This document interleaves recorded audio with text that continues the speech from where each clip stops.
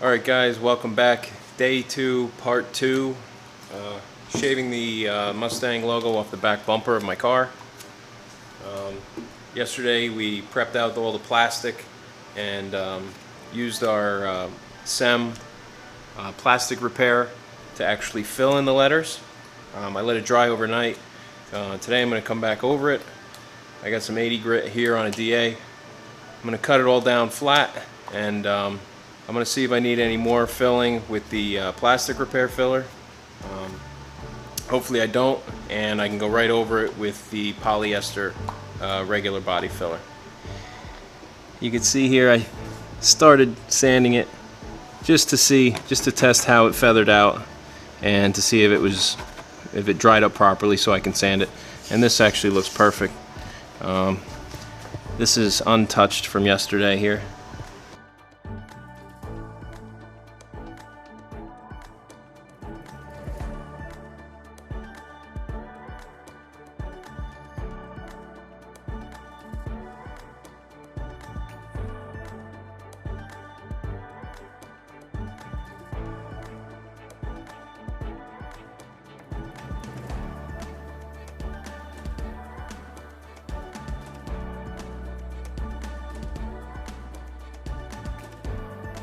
Alright, so far I'm very happy with the way it came out. This is what you want it to look like. This is perfect.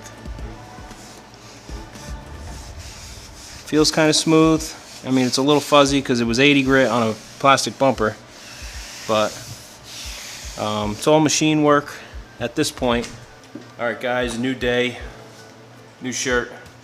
We're all done with the filling of the letters with the repair material. Today's goal is really just to get some body glaze on it and get it to contour into the existing bumper.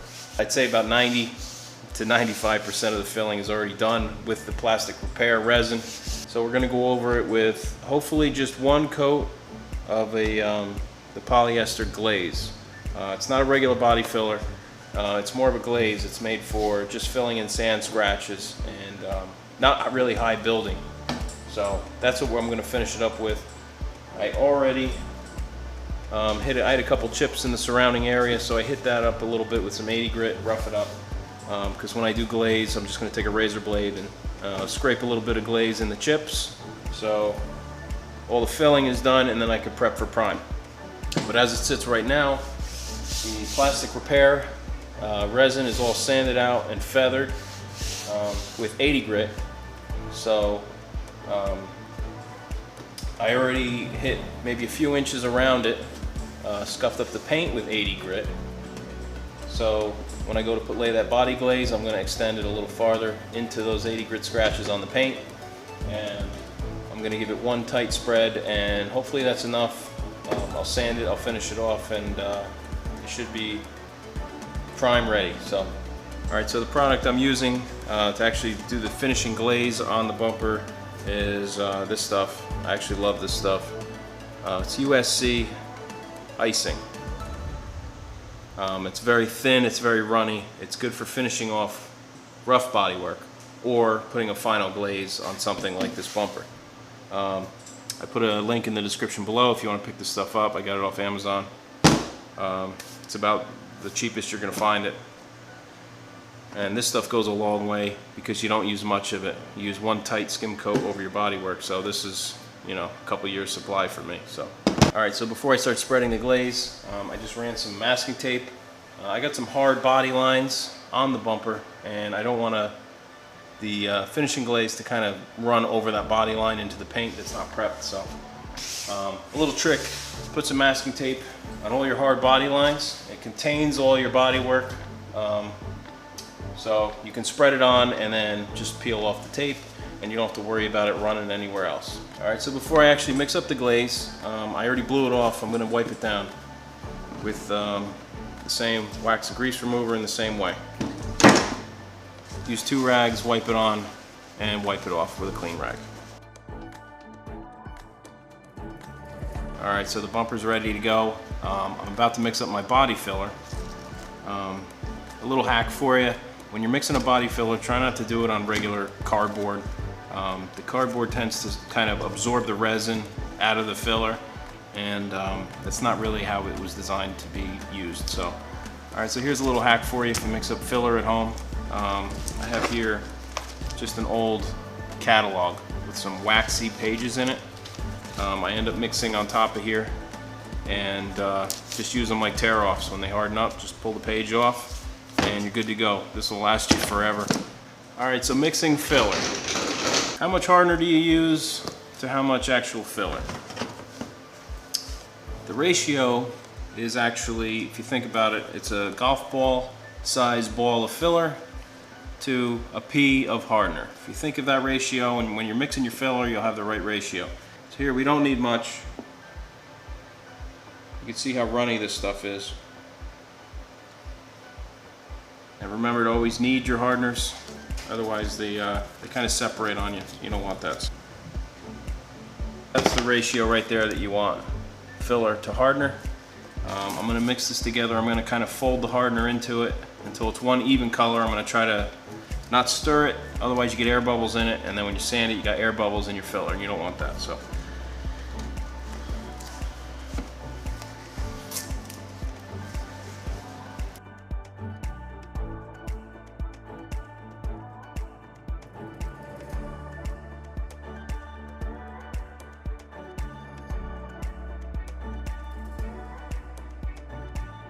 Alright, so it's been about 15 minutes. The body glaze is dry. From here on out, I'm going to hit it with a long block with some 150 grit. I'm going to start here. There's not much material on here, so I don't want to hit it with a coarse grit. So we want to work finer and finer until we're ready for primer.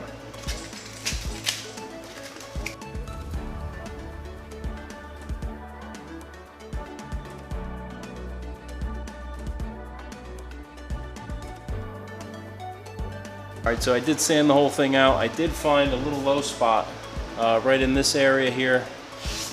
So I did mix up a little bit of glaze and I did give it a second coat. I'm going to sand that one out.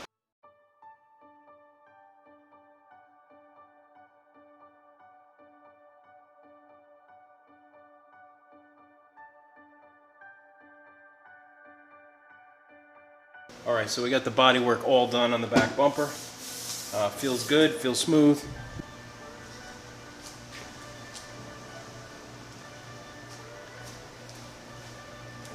Alright, I'm very happy with the way it came out. It is perfectly smooth, and as you can see, it's not loaded up with filler at all. There is just the slightest little skim coat of glaze over it. You can still see through it in some certain spots. I'm about to move on to the primer. I don't know if I'll get it primed today, but basically I'm going to sand it out a little bit farther out.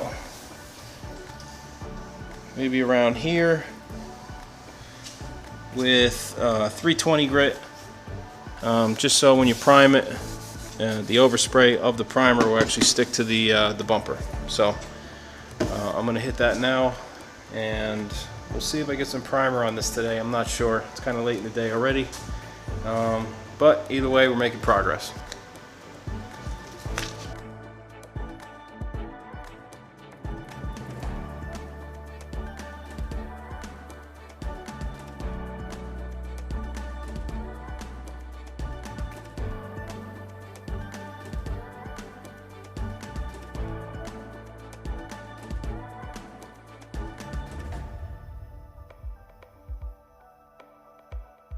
Alright, so all the body work is completely done on the bumper.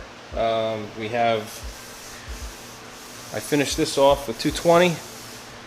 In the primer blend off area here, we got 320 grit. I wiped it down. Here's the top side. It's all 220'd, 320'd, where the primer is actually going to feather edge when it's sanded. Everything feels great. I'm going to try to get this primed real quick. I'm going to tape it up and mix up my primer and try to get it done hopefully in the next 30 minutes.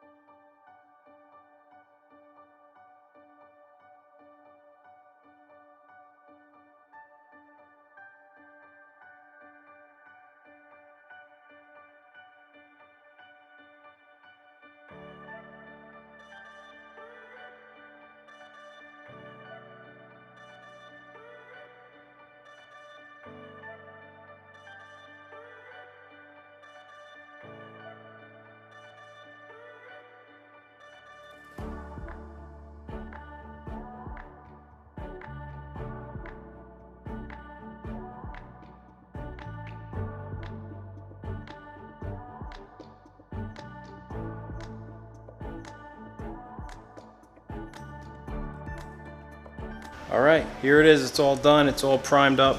I'm surprised I primed it in like 20 minutes. Good thing it's really hot out today. I got 3 coats of the U-POL 2K high build primer on here.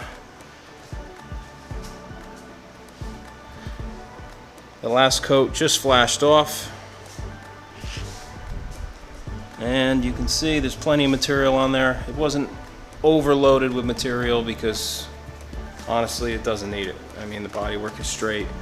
It just needs a little sand with 600, and then you can go right to paint. From filling to primer, there it is. You can use that technique to do really filling license plate holes or anything like that in plastic. Alright, if you like this kind of stuff, subscribe. Stick around for the next video. I'm actually going to do something I've never seen before. I'm actually going to cut in a line in the bottom of the bumper to kind of like two-tone it, kind of like an 03, 04 Cobra bumper. So I never did anything like that. I'm going to see how that comes out. Alright, we'll see you on the next one.